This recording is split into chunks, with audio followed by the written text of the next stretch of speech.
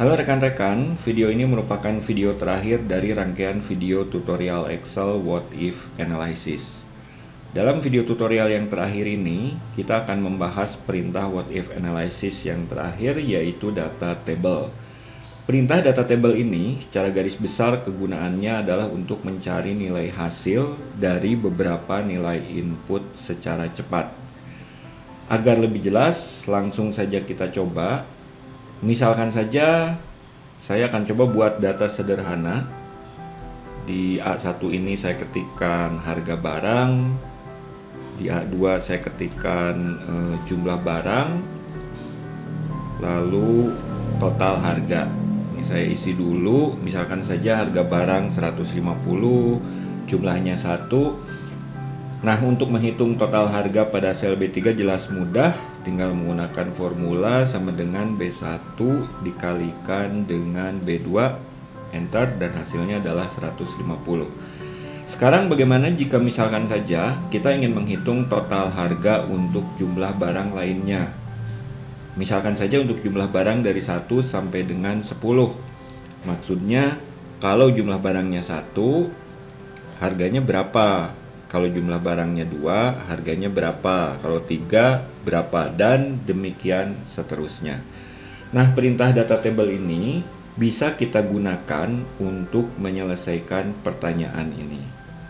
Caranya, pertama kita harus membuat dulu tabel yang akan menyimpan hasil yang kita harapkan. Misalkan saja pada sel A7 ini, saya ketikkan saja jumlah barang. Karena kita inginnya dari 1 sampai 10. Jadi kita langsung buat saja di sini jumlah barangnya sampai dengan ke 10. Kemudian di sini saya tambahkan total harga. Jadi nanti hasil yang diharapkannya akan dituliskan pada kolom total harga ini. Kemudian untuk menggunakan perintah data table, ini yang harus diperhatikan. Keterangan total harga pada kolom kedua ini harus kita hapus dan kita gantikan dengan formula yang merujuk ke hasil akhir yang diharapkan. Dalam contoh ini, hasil akhirnya ada di sel B3, yaitu sel yang memuat formula B1 dikalikan dengan B2. Jadi pada sel B7 ini, saya hapus total harganya dan tinggal kita masukkan saja formula sama dengan B3 lalu enter. Dan biar tidak membingungkan, kita bisa menambahkan keterangan total harga untuk kolom kedua ini. Misalkan di atasnya ini yaitu pada sel B6. Karena kalau tidak ada keterangannya nanti bisa lupa kolom ini memuat data apa. Jadi saya tambahkan saja di sini keterangan total harga. Opsional ya, jadi tidak bukan suatu keharusan. Kemudian agar tidak membingungkan juga, jumlah barang pada sel B2 ini kan sudah ada isinya 1. Sementara saya hapus dulu. Ini saya hapus agar nilai pada sel B7 ini 0, jadi tidak ada isinya. Nah, sampai tahapan ini tabel yang akan memuat seluruh hasilnya sudah siap. Tahapan berikutnya, kita tinggal sorot atau pilih range yang akan memuat hasil yang diharapkan. Dalam contoh ini, yaitu mulai dari sel A7 sampai dengan ke B17. Jadi, total harga ini tidak dibawa karena dia merupakan keterangan tambahan saja yang bersifat opsional. Tinggal kita pilih saja A7 sampai dengan ke B17. Dalam kondisi range terpilih, kita langsung jalankan perintah data table. Klik data, kemudian what if analysis, dan kita pilih data table. Kotak dialog data table akan ditampilkan seperti kita lihat di sini. Nah, pada kotak dialog ini, pada kolom input cell, kita tinggal mengisikan alamat sel B2. Kalau tidak mau mengetik, bisa juga langsung kita klik pada sel B2-nya. Klik seperti ini. Kalau kita klik, perhatikan bahwa Excel secara otomatis akan membuat alamat sel ini menjadi absolut. Nah, sampai sini pastinya muncul pertanyaan, kenapa kita mengisi alamat selnya pada kolom input dan bukan pada row input? Penjelasannya, perhatikan pada tabel yang memuat hasil akhirnya. Hasil yang kita harapkan akan dipengaruhi oleh jumlah barang. Dan data jumlah barang ini pada tabel kita hasil posisinya berada dalam satu kolom. Itulah sebabnya kenapa kita memilih kolom input cell. Karena input datanya berasal dari jumlah barang dan jumlah barang ini posisinya berada dalam satu kolom. Kemudian kenapa pada kolom input cell saya isikan B2? Karena data awal untuk jumlah barang ini pada data kalkulasi kita berada pada sel B2. Artinya jika jumlah barang berubah, maka nilai total harga pastinya akan berubah juga. Begitu kurang lebih penjelasannya. Jika sudah kita isikan, tentu saja tinggal kita klik tombol OK untuk memulai proses kalkulasi. Dan perhatikan hasilnya, secara otomatis perintah data table telah melakukan proses kalkulasi untuk beberapa input yang bervariasi tanpa harus kita hitung lagi secara manual. Dan jika harga barang ini mengalami perubahan, misalkan saja saya ganti harga barang pada sel B1 dengan 500, saya enter. Maka secara otomatis semua total harga pada tabel hasil ini akan mengalami perubahan juga. Perhatikan juga nilai-nilai yang dihasilkan pada kolom total harga ini. Datanya diapit oleh tanda kurung kurawal, yang artinya perintah data table ini secara otomatis akan menuliskan hasil kalkulasi dalam bentuk array. Dan seperti yang sudah saya bahas dalam video tentang array di video yang lain, hasil array ini tidak dapat dihapus satu persatu. Misalkan jika saya klik pada salah satu sel, lalu saya tekan delete, akan muncul pesan cannot change part of a data table. Jadi datanya tidak bisa terhapus, karena untuk menghapus hasil array, kita harus memilih semua sel yang memuat hasilnya. Ini kalau saya tekan tombol delete, barulah dia bisa terhapus. Saya undo kembali. Nah, contoh ini tentu saja merupakan contoh penggunaan dasar yang paling sederhana dari data table, yaitu contoh dengan satu input data saja berupa data jumlah barang dalam contoh di sini ya. Kita akan coba melihat contoh penerapan lainnya untuk perintah data table ini sekaligus melihat contoh jika input datanya ada dua sekaligus. Saya pindah dulu ke sheet kedua. Pada contoh kedua ini, misalkan saja kita hendak menyewa sound system untuk keperluan event di kantor kita. Dan kebetulan ada 3 vendor yang memberikan penawaran dengan biaya sewa per hari yang bervariasi, ditambah dengan biaya pemasangan yang juga bervariasi. Misalkan kalau kita lihat di sini, vendor A dia menawarkan biaya sewa per harinya adalah 750.000 dan biaya pasang 100. Vendor B seperti ini, dan ini untuk vendor C. Jadi ada 3 vendor yang sudah memberikan penawarannya. Nah, sekarang bagaimana jika kita ingin mengetahui berapa sih total biaya sewa dari tiap-tiap vendor kalau kita mau sewa selama 3 hari, 6 hari, dan 9 hari? Dengan formula dan kalkulasi biasa pada Excel, jelas kita dapat menghitungnya. Namun kita akan coba menyelesaikannya dengan menggunakan perintah data table. Yang pertama, tentu saja kita harus tuliskan dulu pada Excel semua data-data penawaran dari tiap vendor ini. Jadi saya tuliskan dulu di sini. Misalkan saya tambahkan keterangan dulu, penawaran sound system. Ini data untuk vendor, ada A, B, dan C. Di sini saya tuliskan sewa per hari, dan di sini untuk biaya pasang. Untuk A tadi 750.000, biaya pasang 100, lalu vendor B tadi 675.000 dengan biaya pasang 125.000, dan C 775.000 dengan biaya pasang 90.000. Saya atur dulu format selnya agar ada pemisah ribuannya ya. Number, desimal tidak usah. Oke.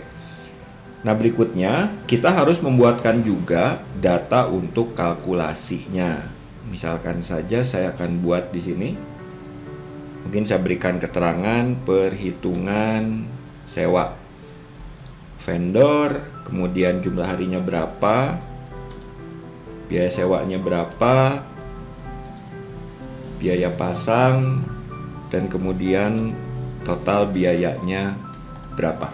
Jadi pada data kalkulasi ini tujuannya gini, jika misalkan kita ketikkan A pada sel B8 yaitu untuk data vendor, lalu jumlah harinya pada sel B9 misalkan kita isikan 1 hari, maka biaya sewa yaitu pada sel B10 ini tentunya harus terisi 750.000. Jadi kalau ini saya ganti B, di sini harus terisi 675.000. Nah, biar otomatis, jadi jangan diketik manual ya. Tentu saja kita tinggal menggunakan fungsi HLOOKUP pada sel B10 ini. Sama dengan HLOOKUP, lookup value-nya ke sini, tabel referensinya ada di sini, koma, indeks barisnya 2, tipe datanya adalah false, kurung tutup, dan enter. Dan untuk biaya pasang tentunya sama, ini pun menggunakan HLOOKUP. Lookup value-nya tetap ke vendor, data referensinya tetap sama, indeks barisnya sekarang 3, tipe datanya false, kurung tutup, dan enter. Kita coba dulu, ini saya ganti dengan B, benar ya. Lalu ini saya ganti dengan C, benar. Oke, nah sekarang untuk total biayanya, tentu saja tinggal kita kalikan biaya sewa dikali biaya hari ditambah dengan biaya pasang. Berarti sama dengan hari dikalikan dengan biaya sewa ditambah dengan biaya pasang yaitu B11. Kita enter dan seperti ini hasilnya. Jadi kalau saya misalkan pilih A, lalu kita mau sewa 10 hari, hasilnya tepat ya. Ini saya atur dulu format selnya seperti biasa agar ada pemisah ribuannya. Oke. Nah, sampai sini kalkulasi datanya selesai. Sekarang sesuai dengan pertanyaan di awal tadi, bagaimana jika kita ingin mengetahui perusahaan mana yang biaya sewanya paling murah, atau kita pengen tahu komparasinya lah ya, selama 3 hari, 6 hari, dan 9 hari dengan menggunakan perintah data table. Sama dengan contoh sebelumnya, kita harus siapkan dulu tabel yang akan memuat hasilnya. Misalkan saja saya tuliskan di sini, mungkin saya kasih nama report saja. Lalu ini untuk vendor A, B, dan C, ini ya. Kemudian ini untuk data hari, 3 hari, 6 hari, dan 9 hari. Jadi vendor ABC 3 hari berapa, B berapa, C berapa, untuk 6 hari masing-masing vendor berapa, untuk 9 hari juga berapa. Kurang lebih seperti itu hasil akhir yang diharapkannya. Ini mungkin saya merge dulu biar lebih rapih ya. Nah, sama dengan contoh sebelumnya, keterangan untuk jumlah hari yaitu di sini pada sel A18 ini harus kita hapus dan kita gantikan dengan formula yang merujuk ke sel yang memuat hasil akhirnya. Dalam contoh di sini, hasil kalkulasi akhir kita ada di sel B12. Maka sel A18 ini saya hapus dan saya gantikan dengan formula sama dengan merujuk ke sel B12. Kemudian enter. Hasilnya sama. Ya. Dan agar tidak membingungkan, kita hapus dulu data pada sel B8 dan B9. Biar ini kok ada angka 850 apa gitu ya. Jadi ini saya hapus dulu. Ini juga saya hapus dulu. Jika muncul pesan error not available seperti ini karena datanya dihapus. Kalau rekan-rekan tidak menghendaki adanya pesan error ini, tinggal tambahkan saja fungsi error di depannya. If error ya, maaf.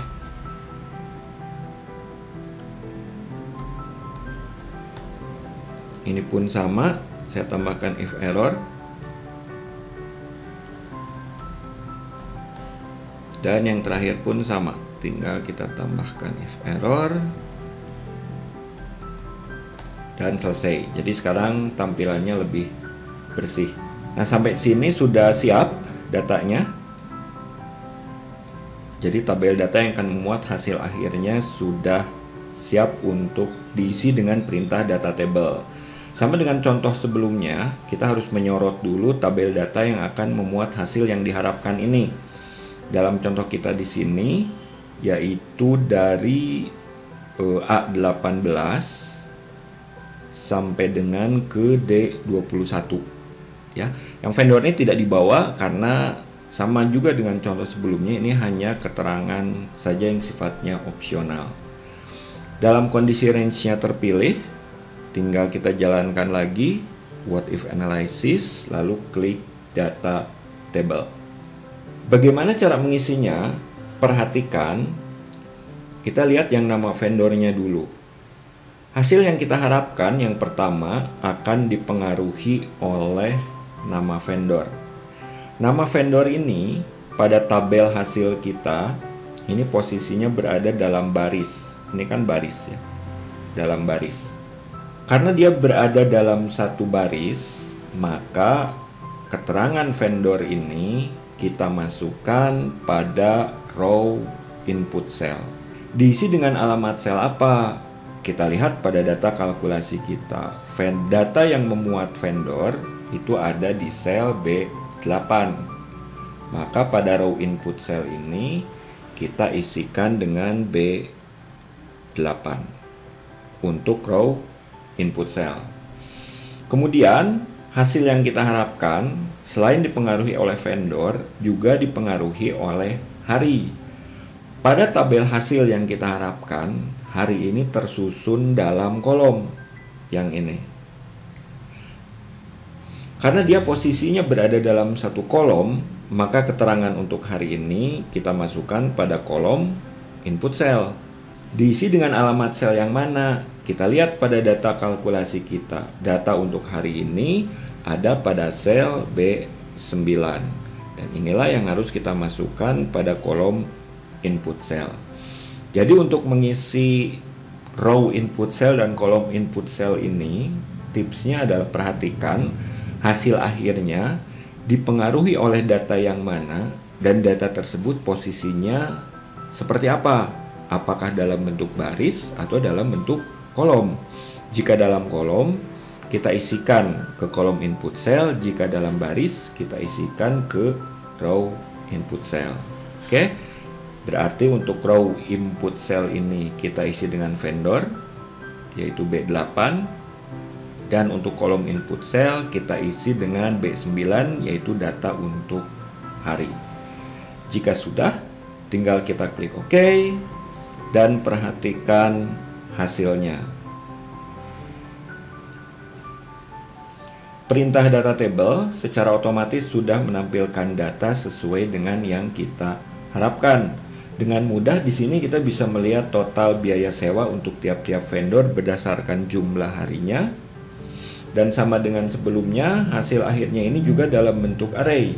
Jadi relatif aman karena tidak bisa dihapus satu per satu. Seperti ini, ya. Dan sama dengan contoh sebelumnya, jika misalkan saja data awalnya berubah, mungkin ada penawaran dari vendor yang lain lah, A nggak dipakai, B nggak dipakai gitu, masuklah penawaran dari vendor lain. Misalkan yang ini saya ganti jadi 1 juta, seperti ini. Kalau saya enter, perhatikan hasil akhirnya ini juga akan berubah. Jadi jika data awalnya berubah, maka hasil akhirnya ini pun akan berubah. Tahapan terakhir tentu saja ya ini tinggal kita hias ya, mungkin diberi border, di warna, dikasih keterangan dan lain sebagainya. Nah, demikian untuk contoh penggunaan data table ya. Mudah-mudahan kedua contoh di atas bisa membantu rekan-rekan dalam memahami konsep penggunaan perintah data table ini. Tentunya untuk membantu rekan-rekan dalam menyelesaikan kalkulasi di mana hasil akhirnya yang diharapkan dalam bentuk tabel secara lebih cepat dan semi otomatis. Jadi tips untuk menggunakan data table adalah buat dulu datanya, buat data untuk kalkulasinya, dan barulah kita buat tabel yang akan menyimpan hasil yang diharapkan. Video ini sekaligus mengakhiri rangkaian video tutorial What If Analysis pada Excel yang jumlah semuanya ada 3 video tutorial, yaitu Scenario Manager, Goal Seek, dan Data Table. Mudah-mudahan ada manfaatnya untuk rekan-rekan semua, dan sampai ketemu lagi dalam video-video tutorial lainnya. Terima kasih.